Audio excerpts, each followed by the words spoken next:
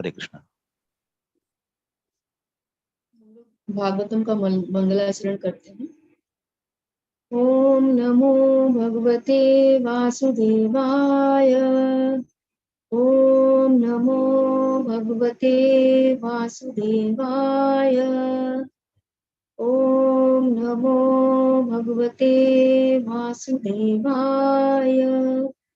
नारायणं नमस्कृत्यं नरं चैव नरोत्तमं देवीं सरस्वती व्यासं ततो जयं उदीरयेत्। नष्टप्रायेषु अभद्रेषु नित्यं भागवत सेव्या भगवती उत्तमां श्लोकर भक्तिर्भवति नैष्ठिकी। मूकं करोति वाचालं पङ्गुं लङ्घयते गिरिं यत्कृपातमहं वन्दे परमानन्दमाधवम्। कृष्णाय वासुदेवाय देवकी नंदनाय च नंद गोप कुमाराय गोविंदाय नमो नमः। हरे कृष्ण। हम लोग भागवतम के 30वें श्लोक में हैं। जो लोग पढ़ना चाहते हैं प्लीज हैंड रेज कर लीजिएगा।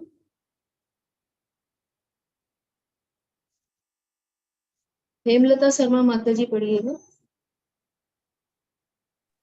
हरे कृष्णा। सभी को दंडवत प्रणाम। हरे कृष्ण। तथापि बत में देह्यो आत्मा चैवात्मना विभुः अस्मान इवा भाति ब्रह्मवर्चस्य सत्तमः।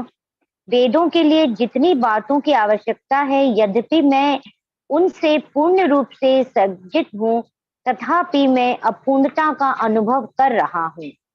तात्पर्य, निसंदेह, माता जी थोड़ा ऊपर करेंगे इसमें। निसंदेह शील व्यासदेव वैदिक उपलब्धियों से परिपूर्ण थे। पदार्थ जड़ता में डूबे हुए जीव की शुद्धि वेद वर्णित कृत्यों से ही संभव है, लेकिन चरम उपलब्धि तो भिन्न है। इसे प्राप्त किए बिना जीव चाहे पूर्ण रूप से सज्जित क्यों न हो, दिव्य स्थिति को प्राप्त नहीं कर सकता। ऐसा लगता है कि शील व्यासदेव ने संकेत खो दिया था, जिसके कारण वे असंतुष्ट थे। किंवा भाग। हरे कृष्णा, थोड़ा ऊपर करेंगे माता जी।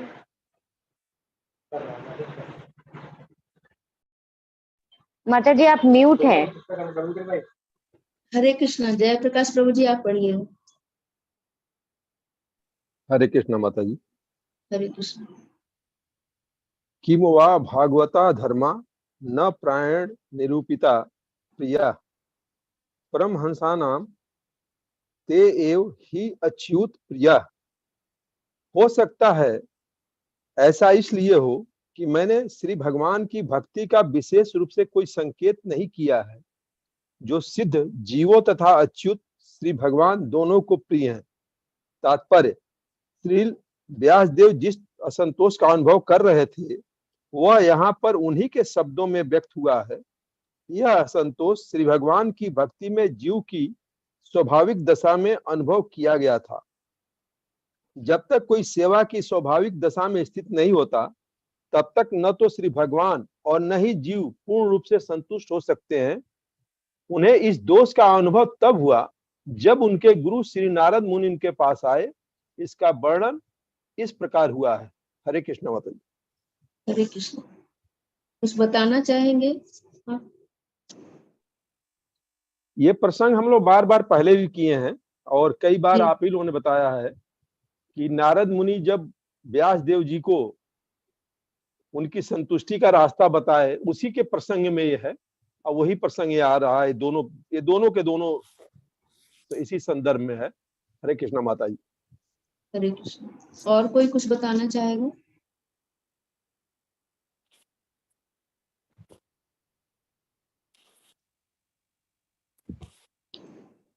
इसमें ये पहली लाइन आ रही, पहले 30 श्लोक में, श्रील व्यासदेव वैदिक उपलब्धियों से परिपूर्ण थे। यानी कि उन्होंने इतने सारे शास्त्र लिखे थे, कर्म कांडों से काम कर्म का वर्णन पूरा किया था, सारी विधि विधानों का वर्णन किया, लेकिन इसके बावजूद भी वो असंतोष का अनुभव कर रहे थे। फिर पदार्थ में डूबे हुए जीव की शुद्धि वेद वर्णित कृत्यों से ही संभव है। चरम उपलब्धि तो भिन्न है। तो जो जड़ता में है, पदार्थ में डूबे हुए व्यक्ति हैं, जो रजोगुणी और तमोगुणी हैं, तो उन लोगों के लिए यहाँ बताया जा रहा है कि जीव की जो शुद्धिकरण होना था, तो वो सकाम कर्मों से ही होना था। सकाम कर्म करते हुए ही वो धीरे धीरे प्रगति करते हैं। और पहले सकाम कर्म करेंगे, फिर ज्ञान में इसमें आएंगे, फिर निष्काम कर्म करते हैं, और फिर अष्टांगी, फिर इस तरह से वो भक्ति योग में आते हैं। इस तरह से धीरे धीरे क्रमिक उन्नति करते करते वो सिद्ध अवस्था को प्राप्त करते हैं। लेकिन जो चरम अवस्था है, जो सकाम कर्म कर रहे हैं, ये कर्मकांड कर रहे हैं, क्योंकि व्यासदेव जी ने उन्हीं का वर्णन किया है, भक्ति का तो वर्णन वहां पे किया नहीं था। तो जो चरम उपलब्धि यहाँ बताई जा रही कि जो भक्ति है, चरम उपलब्धि, हमारी जो जीवन का उद्देश्य है, वो हमको भगवान का प्रेम प्राप्त करना ही है। तो उस चीज को उन्होंने इसमें विवरण नहीं दिया था। ये उपलब्धि को बताया जा रहा है कि ये उपलब्धि तो अलग ही है। इसे प्राप्त किए बिना जीव चाहे पूर्ण रूप से सज्जित क्यों न हो, दिव्य स्थिति को प्राप्त नहीं कर सकता।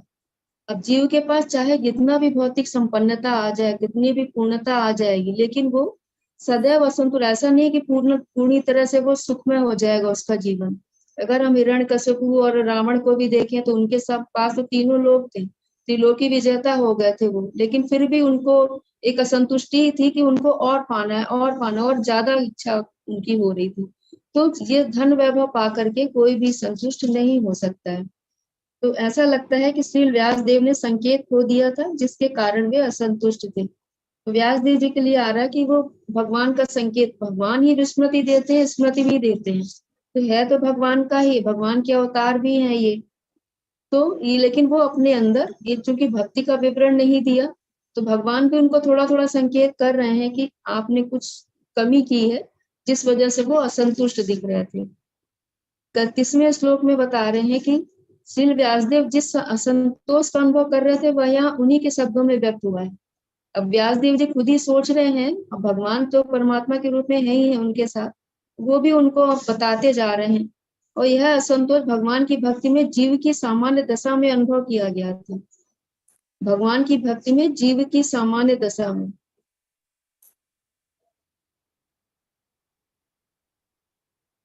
इसका बहुत ज्यादा एक्सप्लेन हम नहीं कर पा रहे हैं, कोई और कर सकता है। तो भगवान की भक्ति में जीव जो सामान्य दशा में स्थित है, तो वो भगवान की भक्ति में असंतोष भगवान की भक्ति में, ये हम समझ नहीं पा रहे हैं। इसको प्लीज कोई समझ पा रहा है तो उसको एक्सप्लेन करेगा। हरे कृष्णा माता जी। हरे कृष्ण। एक होता है सिर्फ जुबान से बात करना, एक तन और मन से उसी में लीन हो जाना, या उसी के संदर्भ में उसमें लीन कैसे हो जाना। प्रभु जी फिर से एक्सप्लेन करिएगा। जैसे तन और मन से हाँ जब हम किसी चीज में लीन हो जाते हैं, वातावरण से हम भूल जाते हैं, हाँ और उस समय जो चीज हम तांडव हो जाता है, यहाँ तक कि आंख से आंसू अभी आने लगता है, उस जी। भक्ति की बात हो रही है। वो प्रेम का आदान प्रदान होता है। हरे कृष्ण माता जी। हरे कृष्ण, धन्यवाद। जब तक कोई सेवा की सामान्य दशा में स्थित नहीं होता, तब तक ना तो भगवान और ना ही जीव पूरी तरह से संतुष्ट हो पाते हैं। इसमें बताया ना कि भगवान को भी ऐसे जो हम लोग इच्छा वाली भक्ति करते हैं, सकाम कर्म वाली जो भक्ति करते हैं, तो ये ना तो जीव संतुष्ट हो पाता है उससे, और ना ही भगवान संतुष्ट होते हैं। भगवान को जो भक्ति प्रिय है, वो है निष्काम भाव से भक्ति। अगर हमको भक्ति करना है, भगवान का प्रेम प्राप्त करना है, तो वो निष्काम होना चाहिए। कि जैसे माँ अपने बच्चे से प्रेम कर रही है, वो निष्काम रहता है उसका, तो इसी तरह से भगवान की भक्ति भी जब हम करें, तो वो निष्काम होना चाहिए। तभी जीव भी पूरी तरह संतुष्ट हो पाता है, और भगवान, जब भगवान संतुष्ट होते हैं, तो जीव अपने आप ही संतुष्ट हो जाता है। उन्हें इस दोष का अनुभव तब हुआ जब उनके गुरु नारद मुनि उनके पास आए। इसका वर्णन इस प्रकार हुआ। तो इसका जो नारद जी आ रहे हैं, उनका वर्णन आगे इसमें वर्णन किया गया है। 32वें श्लोक में चलते हैं। अनीता को अनेकर माता जी पढ़िएगा। हरे कृष्णा माता जी। हरे कृष्ण। तस्मेव खिल आत्मान मान्यमानस्त खिद्दत कृष्णास्त नारदो अभ्यादा अभ्यागादाश्रम प्रागुंदा हमत। जैसा कि पूर्व में कहा जा चुका है, जब श्री वासुदेव अपने दोषों के विषय में अफसोस कर रहे थे, उसी समय सरस्वती नदी के तट पर स्थित कृष्ण वैपायन श्री वासुदेव की कुटिया में श्री नारद मुनि पधारे। तात्पर्य। हरे कृष्ण। हरे कृष्ण। 40 शरण प्रभु जी पढ़िएगा आगे। हरे कृष्ण। व्यासदेव जी जिस रिक्तता का अनुभव कर रहे थे, वह उनके ज्ञान के अभाव के कारण न थी। भागवत धर्म विशुद्ध भगवत भक्ति है जहाँ तक अद्वैतवादी की पहुंच नहीं होती। अद्वैतवादी की गणना परमहंसों में नहीं की जाती, जो संन्यास आश्रम में सर्वोच्च होते हैं। श्रीमद्भागवत भगवान की दिव्य लीलाओं की कथाओं से दूर है।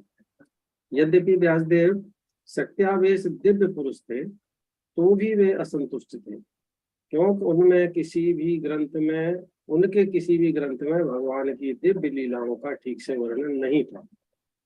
उनकी प्रेरणा श्री कृष्ण ने सीधे व्यासदेव के हृदय में उत्पन्न की, अतः उन्हें रिक्तता का अनुभव हुआ। जैसा कि ऊपर कहा गया है, यहाँ यह निश्चित रूप से बताया गया है कि भगवान की प्रेमाभक्ति के बिना सब कुछ शून्य है, लेकिन भगवान की भक्ति में सेवा में सकाम कर्म या शुष्क चिंतन का अलग से प्रयास किए बिना ही सब कुछ संभव है। हरे कृष्ण। हरे कृष्ण। प्रभु जी बताना चाहेंगे कुछ इसमें?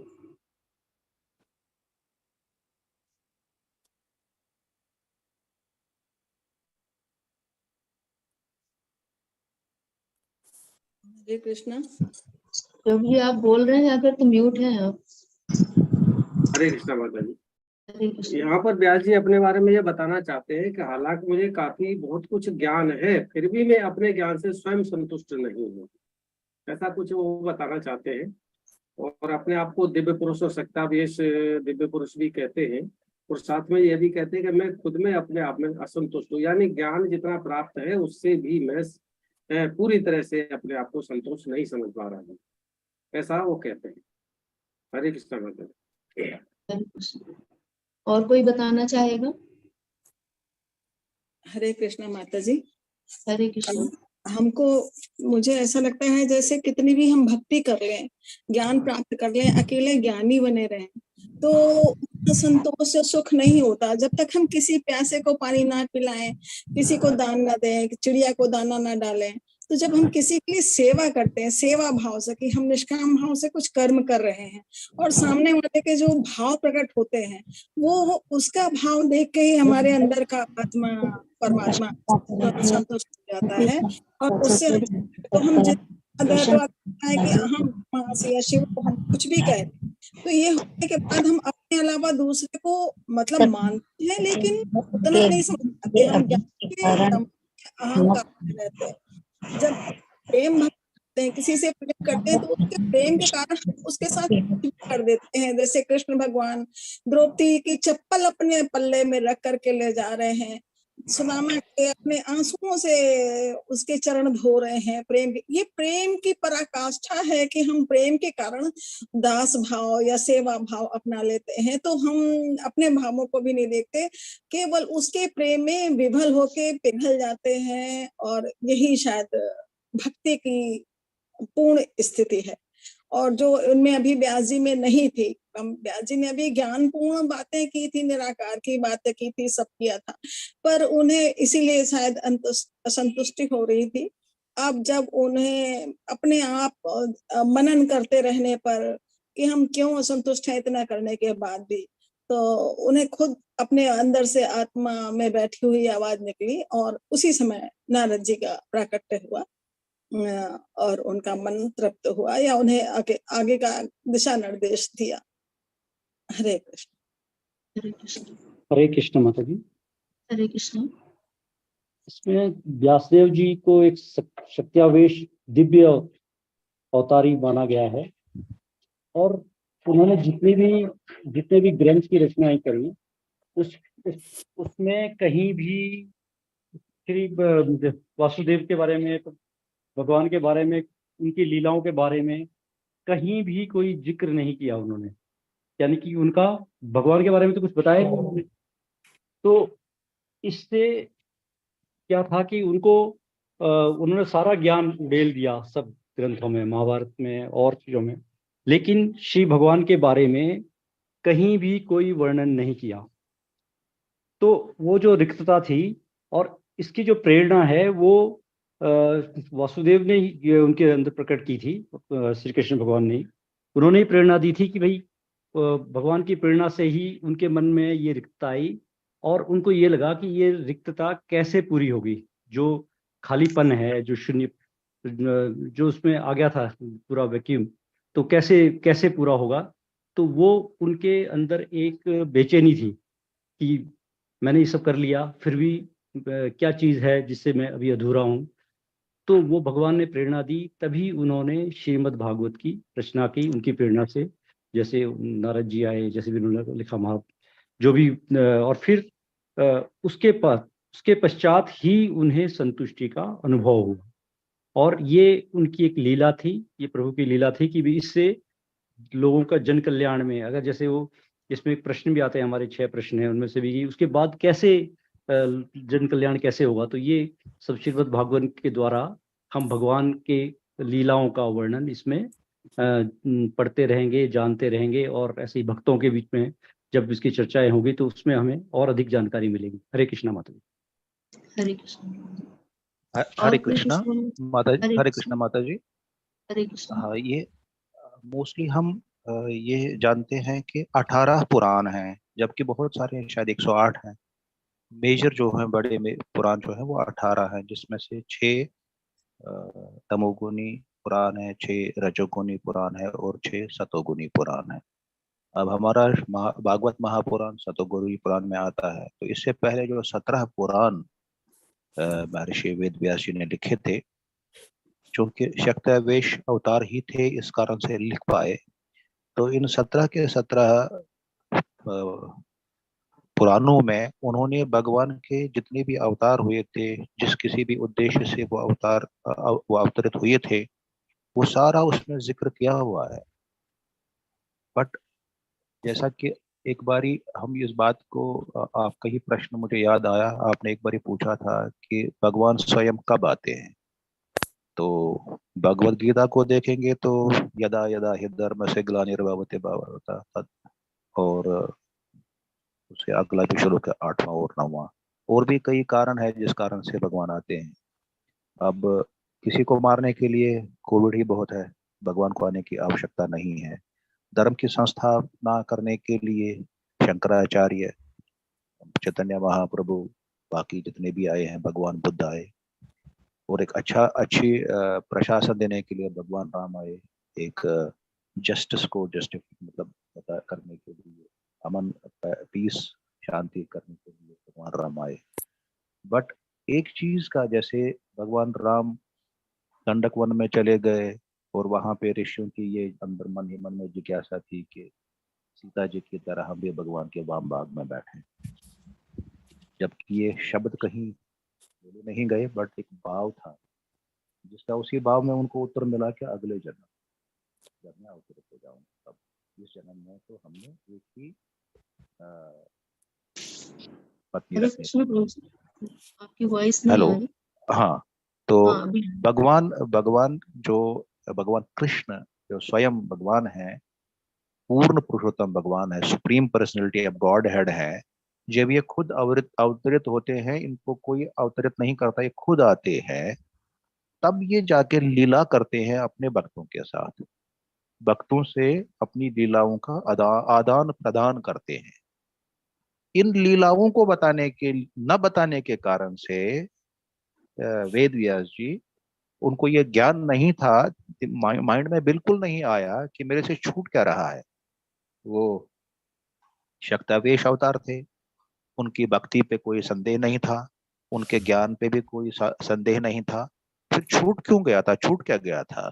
बस वही एक चीज थी जो शायद भगवान का ही मतलब ये प्लान था, और उस प्लान के अंतर्गत उन्होंने नारद मुनि को एक मैसेंजर के तौर पे भेजा कि उनको ध्यान दिलाओ कि छूट क्या रहा है, जिस उद्देश्य से ये अवतरित हुए हैं, जिस पर्टिकुलर एक पर्पस के लिए इनको भेजा गया है, उसमें आखिरी बिंदु जो है वो छूट रहा है, इनके माइंड में नहीं आ रहा है, इनको याद दिलाओ। पता है इनको सब कुछ है, बट याद दिलाओ। तब जाके इनको नारद मुनि ने बताया कि आप भगवान और उनके भक्तों के बीच की जो लीलाएं हैं वो छूट रही हैं, उनको लिखो। तब जाके ये भागवतम जो सिर्फ भगवान, भक्त और भक्ति से ही रिलेटेड है, इससे बाहर कुछ नहीं है और इसे कम भी कुछ नहीं है इसमें। तब जाके श्रीमद् भागवतम का उन्होंने लिखना प्रारंभ किया, और उनकी जो अशांति थी, जिज्ञासा थी, जो व्याकुलता थी, अधूरापन था, वो पूर्ण हो गया, वो ठीक हो गया, उनको पूरी शांति मिल गई, उनके शक्तियावेश अवतार होने का भी तात्पर्य जो है वो पूरा हो गया। हरे कृष्ण। हरे कृष्ण। हरे कृष्णा माता जी। हरे कृष्ण। माता जी, एक जिज्ञासा थी हाँ जी, बताइए। कि नारद जी के प्रेरणा पे व्यासदेव महाराज जी जब ये भागवतम लिखा उन्होंने, तब उन्हें संतुष्टि मिली, तो क्या ये मानेंगे कि सबसे अंतिम उनकी जो कृति है भागवतम ही है व्यासदेव जी का? हाँ, अंतिम कृति हाँ, उनकी ये लास्ट भागवत। है, ये लास्ट है। जी जी जी, हरे कृष्ण माता। हरे कृष्ण। तो इसमें जो एक आ रहा है सब कि भागवत धर्म विशुद्ध भगवत भक्ति है, जहाँ तक अद्वैतवादी की पहुंच नहीं होती। अद्वैतवादी कौन होते हैं? जो ये समझते हैं कि शरीर छूटने के बाद हम और भगवान एक हो जाते हैं। तो जब वो भगवान को ही हटा दे रहे हैं तो वो इस चीज को समझ ही नहीं पाते कि भगवान है कौन। उन्होंने भगवान को ही अपने जीवन से हटा दिया, वो खुद ही भगवान बनने की इच्छा रख रहे हैं कि हमने ये शरीर छोड़ा और भगवान बन गए। तो वो लोग भगवान की लीलाओं को भी नहीं समझ पाते और ना ही भगवान को कभी समझ पाते कि भगवान किस तरह से कार्य कर रहे हैं, भगवान के साथ कैसे प्रेमा भक्ति करना है, प्रेम का आदान प्रदान कैसे हो रहा है। तो ये जो हमारा आपस का भगवान का प्रेम का आदान प्रदान है, इस चीज को वो कभी भी नहीं समझ पाते। इसमें प्रभुपाद जी यही बता रहे हैं कि अद्वैतवादी की गणना जो है वो परम हंसों में नहीं की जाती, जो संन्यास आश्रम में सर्वोच्च होते हैं। तो अद्वैतवादी ज्ञानी होते हैं जो कि चाहे कितना भी ज्ञान वो अपने अंदर अर्जित कर लें, लेकिन अगर भक्ति का ज्ञान उनके अंदर नहीं प्रकट हुआ तो फिर उनका ज्ञान सारा व्यर्थ हो जाता है। उनको जो भगवत गीता में भी अगर हम लोग पढ़ते हैं तो ऐसा मूढ़ा व्यक्ति कहते हैं कि वो ज्ञान में तो श्रेष्ठ हो जाते हैं कि बहुत ज्ञान ले लिया, सारे शास्त्रों का वेद पढ़ लिए, लेकिन वो जो मेन जो हमारा लक्ष्य होता है, भगवत हमारे मनुष्य जीवन का मेन उद्देश्य रहता है, उन्हीं को ही पूरी तरह से वो हटा देते हैं, वो समझ नहीं पाते। तो उनके अंदर पूरी तरह से जो संतुष्टि रहती है वो कभी भी नहीं आ पाती, और उनको परमहंस भी नहीं कहा जा सकता, जो कि संन्यास आश्रम में सर्वोच्च होते हैं। तो परमहंस अवस्था क्या होती है, इसके पहले भी हम लोगों ने चर्चा की थी कि परमहंस अवस्था होती है कि बिल्कुल शुद्ध सत्य को वो ग्रहण कर पाते हैं। जैसे एक हंस होता है जो दूध ले लेता है और पानी छोड़ देता है, दूध में से दूध ग्रहण करेगा और पानी छोड़ देता है, उसी तरह से ये परमहंस की अवस्था होती है कि उसमें भक्ति को ग्रहण कर लेते हैं और बाकी जितनी भी चीजें रहती हैं उन सभी चीजों का वो लोग त्याग कर देते हैं। ये स्थिति होती है परमहंस अवस्था, जो कि संन्यास आश्रम में सर्वोच्च होते हैं। फिर आगे सभी सब बाकी सब चीजें तो सभी ने इसको एक्सप्लेन कर ही दिया, और किसी को कुछ कहना तो आप लोग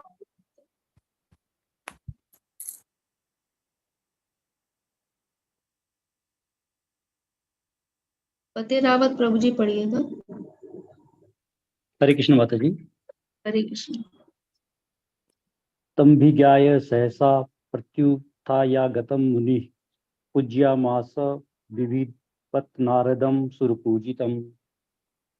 श्री नारद मुनि के शुभागमन पर श्री व्यासदेव सम्मान पूर्वक उठकर खड़े हो गए और उन्होंने सृष्टा ब्रह्मा के समान उनकी पूजा की। तात्पर्य: विधि का अर्थ है प्रथम सर्जित जीव ब्रह्मा। वे वेदों के मूल जिज्ञासु तथा आचार्य भी हैं। उन्होंने सर्वप्रथम भगवान श्री कृष्ण से वेदों को सीखा और सबसे पहले श्री नारद मुनि को पढ़ाया। अतएव आध्यात्मिक गुरु शिष्य परंपरा में श्री नारद मुनि द्वितीय आचार्य हैं। वे ब्रह्मा के प्रतिनिधि हैं, अतएव उनका सम्मान समस्त विधियों नियमों के पिता ब्रह्मा के समान किया जाता है। इसी प्रकार श्रृंखला के अन्य कर्मागत शिष्यों का भी सम्मान आदि गुरु के प्रतिनिधियों के समान ही किया जाता है।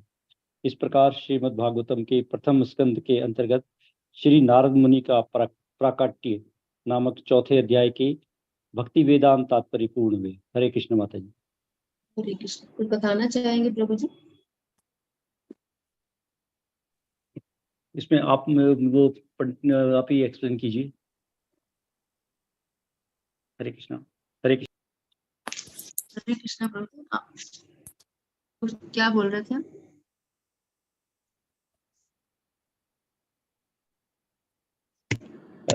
माता जी मैं कह रहा था कि आप कोई और भक्त जो ज्यादा अच्छी तरह से एक्सप्लेन कर पाए उनको मौका दीजिए। कोई भी हरे और कृष्णा। बोलना चाहे तो बता सकते।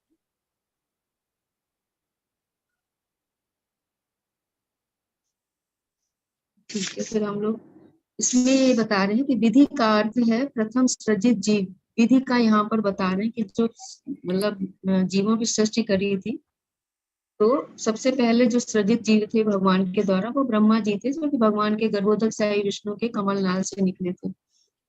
हम लोग भी कहते हैं ना विधि का विधान है, तो ये विधि का अर्थ ही ब्रह्मा जी हो गया। ब्रह्मा जी ने जो कुछ अपनी कलम से लिख दिया है वो हमारे विधि का विधान हो जाता है। तो वे वेदों के मूल जिज्ञासु तथा आचार्य भी हैं। तो जब ब्रह्मा जी का प्राकट्य हुआ तो उनको अपने बारे में ही जिज्ञासा हो गई थी कि मैं कौन हूँ, मुझे करना क्या है, मेरा प्राकट्य क्यों हुआ, जो कि जिज्ञासा सभी की होना चाहिए। जो भी जीव है यहाँ पर, हम लोग मनुष्य जीवन में तो खासतौर पर सबके अंदर ये जिज्ञासा आनी चाहिए। तो ब्रह्मा जी के अंदर भी ये जिज्ञासा आई कि ये मैं कौन हूँ, मेरा जन्म क्यों हुआ है, सृष्टि का कारण क्या है, हमारे जो उत्पत्ति हुई है। तो ये उनके मन में जिज्ञासा जब आई थी तो फिर भगवान श्री कृष्ण ने ही उनको वेदों को दिया था। तो वेदों को भी जो चतुश्लोकी भागवत के रूप में उनको दिया था, कि 4 श्लोक ही उनको दिए थे, जिसको उन्होंने एज इट इज व्यासदेव जी को दिया था। फिर व्यासदेव जी ने उसका पूरा विवरण, उसका व्याख्या पूरी करी थी अलग अलग उसमें शास्त्रों में। इस तरह से जब व्यासदेव जी ने जब वेदों को रचा था, सर्वप्रथम जो श्री कृष्ण से वेदों को सीखा और फिर उसके बाद उन्होंने नारद जी को पढ़ाया था। जब सबसे पहले जो ब्रह्मा जी ने भगवान से सीखा और भगवान के बाद सबसे पहले नारद जी को पढ़ाया गया, तो ये द्वितीय आचार्य हो गए, जो हमारे आध्यात्मिक शिष्य परंपरा के द्वितीय आचार्य हो गए। वे ब्रह्मा के प्रतिनिधि हैं, अतएव उनका सम्मान समस्त विधियों के नियमों के पिता ब्रह्मा के समान किया जाता है। इसी प्रकार श्रृंखला के अन्य क्रमागत शिष्यों का भी सम्मान आदि गुरु के प्रतिनिधियों के समान भी किया जाता है। जैसा हम लोगों ने कल भी चर्चा की थी कि भगवान के जो परंपरा, भगवान के जो प्रतिनिधि हैं, जो गुरु शिष्य परंपरा में हमारे आ रहे हैं, तो हमें उन आचार्यों का भी सम्मान भगवान की तरह ही करना चाहिए। यहाँ पर यही विवरण आ रहा है कि नारद जी भी जब व्यासदेव जी के उसमें जाएंगे तो वो भी इनका सम्मान उसी तरह से करते हैं कि जैसे भगवान का सम्मान किया जाता है। यहाँ पर ये हमको शिक्षा जरूर मिल रही है। इसमें एक कहानी भी आती है कि एक बार इंद्र के दरबार में जब बृहस्पति जी आ गए थे, गुरु बृहस्पति हैं, तो उनका आगमन होता रहता था। तो इंद्र ने सोचा कि ये तो आते ही रहते हैं, तो उन्होंने उठकर खड़े नहीं हुए, उनका सम्मान नहीं किया। उसके बाद बृहस्पति देव तो चले गए थे, लेकिन उसके बाद धीरे धीरे करते हुए उनको ऊपर आक्रमण हुआ और उनका जो सारा ऐश्वर्य था वो सब छीन गया था। तो उनको शिक्षा यही मिल रही कि हमको वैष्णवों का सम्मान हमेशा करना है। वैष्णव अगर हमसे जो पूजनीय है हमारे, वो अगर आ रहे हैं तो हमको उनके सामने अवश्य खड़े हो जाना चाहिए, उनका सम्मान इतना जरूर करना चाहिए। जैसे भी हम कर सकते हैं उनका सम्मान हमें जरूर करना चाहिए। और हमें भगवान से और भगवान के प्रतिनिधि को अलग नहीं समझना चाहिए। भगवान के प्रतिनिधि भी भगवान की ही वाणी को हमको बता रहे हैं, हम तक पहुंचा रहे हैं, इसलिए उनका सम्मान भी उनके बराबर ही करना चाहिए। हरे कृष्ण। कोई और भी कुछ कहना चाहेगा? हरे कृष्ण माता जी। हरे कृष्ण। माता जी इसमें तो मतलब इससे नहीं, ये जितना भी जो चल रहा है टॉपिक नारद मुनि जी का और व्यासदेव जी का, इससे मेरे को मतलब एक ही चीज जो मेरे को रियलाइज हो रही है मैं वही शेयर कर पाऊंगी कि कितने ही पुराण पढ़ ले, कितने ही कह दे कि हम इतने शास्त्र वेदों का अध्ययन किया हुआ है, जब व्यास देव जी जो इतने हमसे इतनी उच्च कोटि पे हैं, उनको उन सब से संतुष्टि नहीं मिली, उनको संतुष्टि भागवतम रचना करने के बाद ही मिली। तो हम क्यों अपना दिमाग लगाते हैं कि अरे इस शास्त्र को भी पढ़ लो, इसको भी पढ़ लो, इसको भी पढ़ लो। हमें भी भागवतम पे ही फोकस करना चाहिए। ये एक रियलाइजेशन आ रहा है मुझको माता जी। हाँ, धन्यवाद माता जी। यही परम लक्ष्य ही है हमारा कि भगवान की परम भक्ति, परम भगवान का प्रेम का आदान प्रदान ही हम अगर प्राप्त कर लेते हैं तो वही हमारे जीवन का सर्वोच्च लक्ष्य भी यही है। श्रीमद् भागवत पूरी तरह से इसी के बारे में है। तो इसमें से पहले ही पढ़ा था हम लोगों ने। बाकी जितनी भी चीजें हैं इसमें झाड़ू लगा के उन सब चीजों को बाहर कर दिया गया है। सिर्फ भगवान है इसमें और भगवान के भक्त हैं, उनके बारे में विवरण है और भगवान के बारे में ही विवरण है। धन्यवाद माता जी, आपने शेयर किया। इस तरह से हमारा श्रीमद् भागवत का प्रथम स्कंद के अंतर्गत श्री नारद प्राकट्य नामक चतुर्थ अध्याय के भक्ति वेदांत तात्पर्य पूर्ण श्रील प्रभुपाद